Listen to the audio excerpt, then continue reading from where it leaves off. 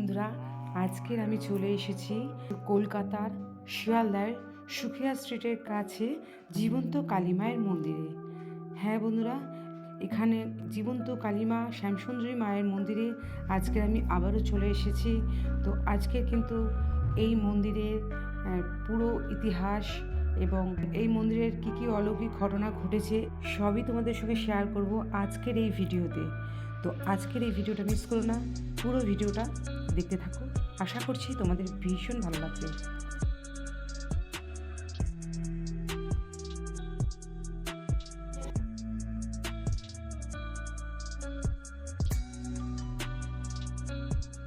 Hello guys, আমি Kanika Koyal. Welcome back to my channel Kanika Koyal vlogs. বন্ধুরা, আজকে আমি আবার চলে এসেছি জীবন্ত মায়ের মন্দির। আমাদের কলকাতা শিয়ালদার সুখিয়া স্ট্রিটে রয়েছে জীবন্ত মায়ের মন্দির। এই মায়ের আবির্ভাব থেকে শুরু করে এই মন্দিরের পুরো ইতিহাসটা আজকে তোমাদের সঙ্গে শেয়ার করব।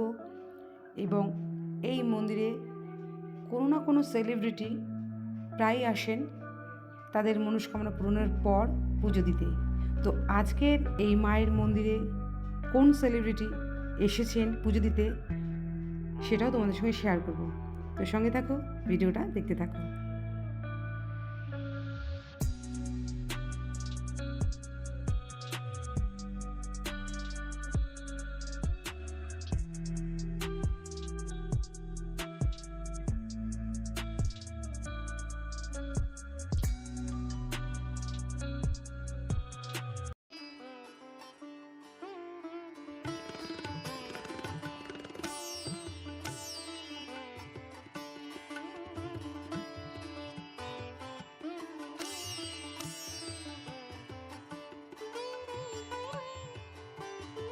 এই মন্দিরের ঠাকুরমশাই কৃষ্ণেন্দুর সঙ্গে কথা বলে জেনে নিই এই মন্দিরের ইতিহাস এবং মায়ের অলৌকিক কাহিনী।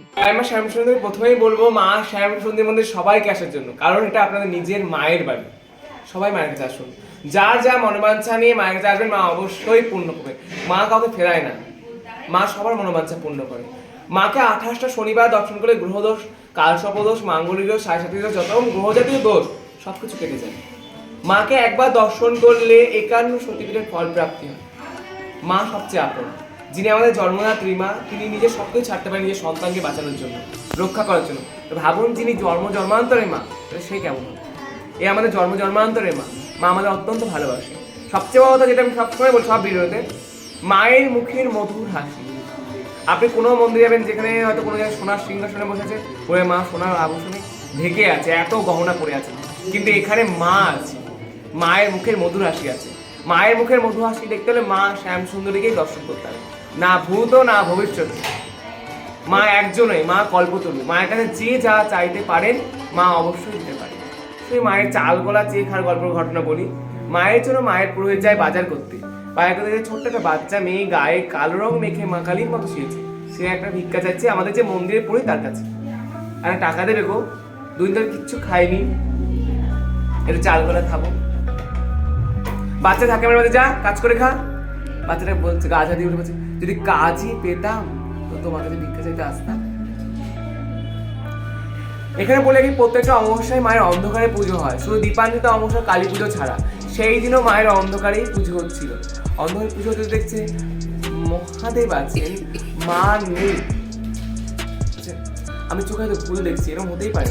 সঙ্গে সঙ্গে ঘিয়ের প্রদীপটা তুলে দেখছে, না ওখানে নেই, মানে মহাদেব যেন মৃত্যুবংশের মতো শুয়েছে, মা নেই ওখানে। ছমছম করে পায়ের আওয়াজ হতে শুরু করলো। ভাব করে শিবের বুকে একটা পা পড়লো। দে, আমায় চালকলা খেতে দিবি না? সেই ছোট্ট বাচ্চা মেয়ে। তখন দেখে উনি অজ্ঞান হয়ে গেলেন। তখন মা ওনাকে অনুভব করেন, আমি শুধু বড় লোকের মা নই রে, আমি গরিবেরও মা, আমি সবার মা। আমাকে পুজো দেওয়ার জন্য এক মুঠো হাতক চাল আর একটা পা কলায় আমি সন্তুষ্ট। তাই মাকে সেই সময় থেকে আজ এখনো মাকে চাল কলা দিয়েই মাকে পুজো দেওয়া হয়। তাই সবাই মাকে পুজো দিন মনের ভক্তি দিয়ে, চাল কলা দিয়ে। মা সবার মা, মা জগৎ জননী। আমার মা, আপনার মা, সবার মা। শ্যামসুন্দরী মা সবার। সবাই মায়ের কাছে আসুন। জয় মা শ্যামসুন্দরী।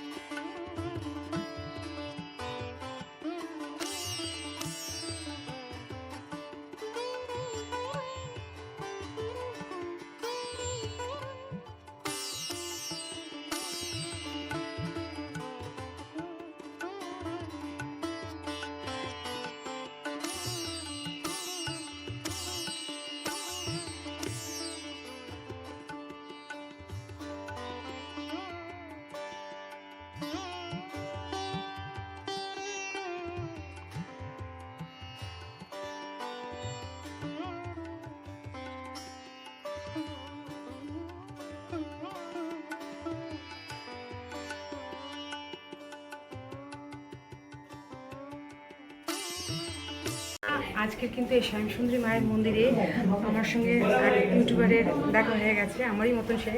তো তার সঙ্গে কথা বলে জেনে নিই সে কেন এখানে আসে এবং তার চ্যানেলের নাম কি আর কেন তার এত মাকে ভালো লাগে। অনুশ্রী বাহাদুর, আর আমার চ্যানেলের নাম এক্সপ্লোরার অনুশ্রী। আমি এখানে এসেছি, প্রথমবার এসেছি, তো আমারও ইউটিউব থেকে ভিডিও দেখেই আসা। আর আমি মায়ের মানে ভীষণই ভক্ত, আমি মায়েরই খুব ভক্ত। তাই মায়ের যেখানে কোনো নতুন রূপ, যেখানে কোনো নতুন জায়গা খুঁজে পাই, সেখানটা আমার যতক্ষণ না যাই ততক্ষণ আমার মনটা যেন কেমন আনচান করে, মানে ছটফট করে যে যতক্ষণ না যাবো। আমি নিজেও যেন চোখ বুঝলে যেন সবসময় মাকেই দেখি, এটাই আমারও ব্যাপার। মায়ের এতটাই ভক্ত, তাই আজ আসতে পেরে আমার অনেকটা ভালো লেগেছে, খুব ভালো লেগেছে যে মা শ্যামসুন্দরীর দর্শন করতে পেরে আজ আমার নিজেকে ধন্য মনে হয়। একবার যে আসবে মায়ের মন্দিরে মায়ের তাকে প্রতি বারবার হ্যাঁ বারবার আসতে হয়, অবশ্যই বারবার। আজকে আবার আরেকটা ইউটিউবের সঙ্গে দেখা হয়ে গেল। তো তোমার নাম কি?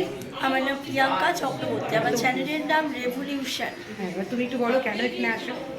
আমি তো আসি আমার তোমরা আমার ভিডিওতে দেখতেই পাও, আমি বলি যে আমার কিছু পার্সোনাল প্রবলেম রয়েছে, তার জন্য মায়ের কাছে আসি। শনি মঙ্গলবার হলেই আমি মায়ের কাছে চলে আসি, মনটাই টানে, আমি জানি না কেন।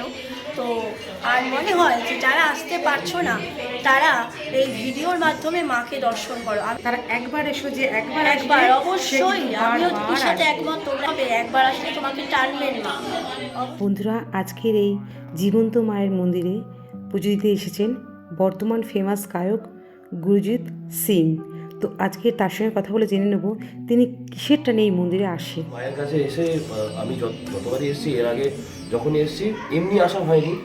আপনারা দেখেছেন, হয়তো ভিডিও দেখেছেন, এখানে শ্যুট করেছি আমি দুবারই এসে। কিন্তু এইবার পুরো ফ্যামিলি নিয়ে, পরিবার নিয়ে এসেছি আমি তো মায়ের দর্শন করতে। তো মায়ের জন্যই মানে মা ডাকেন, তার জন্যই হয়েছে। এবং এমনই একটা ঘটনা হয়েছে, আমি যখন এসেছিলাম এখানে সেই দিন আমার কাছে মানে আমি শুটিংয়ের প্ল্যান ছিল না, হঠাৎ করে শুটিংয়ের প্ল্যান হলো। আমার কাছে কোনো ড্রেস ছিল না যে আমি আজকে কী পরবো কি না পরবো। তো আমার কাছে একটা রেড পাগড়ি ছিল, সেটা পুরনো মানে আমি ইউজ করেছিলাম, আর একটা কুর্তা ছিল আমার কাছে নতুন, সেটা গ্রিন, সেই দিনই ডেলিভারি হয়ে এসছে। মানে আমার বাড়িতে কিছুই ছিল না, কোনো জামা কাপড় ছিল না, সেই কালারটা পরে আমি জাস্ট চলে এসেছি। আমি ভাবলাম কেমন একটা লাগবে, জানি না কী লাগবে ক্যামেরাতে। এসে দেখছি মায়ের শাড়িটাও ওই হয় না মানে গ্রিন, মানে মনে হয় গ্রিন বর্ডার ছিল আর লাল শাড়ি ছিল, ওই সেম শাড়ি আর আমার পাগড়ি আর আমার কুর্তা সেম হয়ে গেছে। তো এটা মায়ের আশীর্বাদ, মাই ডাকেন। আমি মনে করি এটা মানে এখানে যারা যারা মানুষরা আসেন মায়ের দর্শন করতে, মা ওনাকে টেনে নিয়ে আসেন। মানে নিজের আমরা যতই কি ভাবি যে আজকে আমরা যাব বা এই কাজটা করবো, যে আমরা নিজে করছি, সেটা কখনোই হয় না। সেটা মায়ের আশীর্বাদই, মা সব ঠিক করে রেখেছেন, মা সব লিখে রেখেছেন। শুধু একটু খাটাখাটনি করতে হয়, একটু মেহনত করলেই সব কিছু ঠিক হয়ে যায়, সফল হয়ে যায়। এই যে আমি বাড়ি থেকে এই অবধি এলাম, এটাই আমার কাজ ছিল, বাকি মা সামলে নেবেন এটা আমি জানি। তো এটাই হচ্ছে আমার একটু মানে মেহনত যেটা বলে, হার্ডওয়ার্ক। আমার জাস্ট এখান থেকে আসা, আর কিছুই না। মা আমাকে নিয়ে এসছেন, মায়ের চরণে আছি এবং মায়ের ছেলে হয়ে থাকতে চাই। আমরা সকলেই আমরা তার সন্তান। তো আপনারাও মায়ের মন্দিরে আসুন, এইভাবে দর্শন করুন, মায়ের আশীর্বাদ নিন এবং নিজের ক্যারিয়ারে, নিজের জীবনে আরও এগিয়ে যান। সকলে ভালো থাকুন, সুস্থ থাকুন, সেটাই কামনা। বন্ধুরা, এই ভাই কিন্তু একটা ফেমাস গান রয়েছে এই মায়েরই, তো সেই গানটা একটু শোনাতে বলবো, তো উনি শোনাচ্ছেন। তো আমার চ্যানেল মারফত তোমরা সবাই শোনো। রূপ দেখে তুই আয় মা শ্যামা, রূপ দেখে তুই আয় মা শ্যামা, আমি যে তোর বোধ ছেলে, পার করে দে ভব সাগর, পার করে দে ভব সাগর, তোরি কৃপার বলে রূপ ধরে তুই আয় মা শ্যামা। আর একটা রিকোয়েস্ট করবো ভাই, একটু ভোলে বাবার যে গানটা। যাও। জয় হো শঙ্করা, भोलेनाथ शंकरा, तेरे जाप के बिना चले ये सांस किस तरह, मेरा कर्म तू ही जाने, क्या बुरा है क्या भला, तेरे रास्ते पे मैं तो आँख मूंद के चला, तेरे नाम की जोत ने सारा हर लिया तमस मेरा। नमो नमो जी शंकरा भोलेनाथ शंकरा, जय त्रिलोकनाथ शंभु हे शिवाय शंकरा। नमो नमो जी शंकरा भोलेनाथ शंकरा, रुद्रदेव हे महेश्वरा। থ্যাংক ইউ ভাই।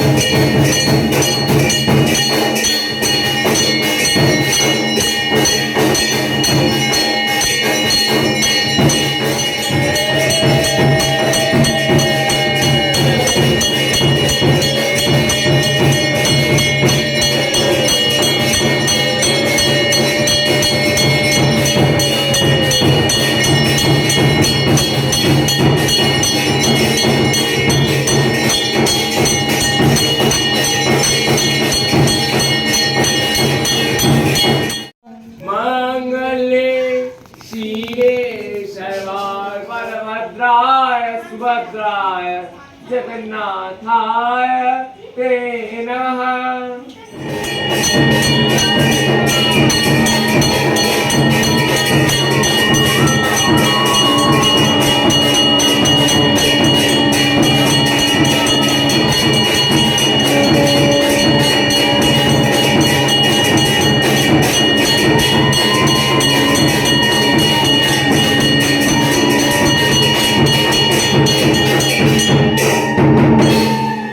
বন্ধুরা, আজকে যদি ভিডিওটা তোমাদের ভালো লাগে তাহলে অবশ্যই লাইক করে শেয়ার করতে ভুলো না। আর নতুন বন্ধুরা যারা এখন আমাকে সাবস্ক্রাইব করেনি তারা প্লিজ আমার চ্যানেলকে সাবস্ক্রাইব করে পাশে বেল আইকনটা ক্লিক করতে ভুলো না। কারণ আমি যা যা ব্লগ করবো, নিউ ব্লগ করবো, সব তোমাদের সেই নোটিফিকেশানটা আগে তোমাদের কাছে চলে যাবে। তো অবশ্যই কিন্তু বেল আইকনটা ক্লিক করতে ভুলো না। তো আজকের মতো আমি বিদায় নিচ্ছি, অন্য কোনো ব্লগের সাথে। তো সবাই সুস্থ থাকো, ভালো থাকো, আনন্দে কাটাও। টাটা।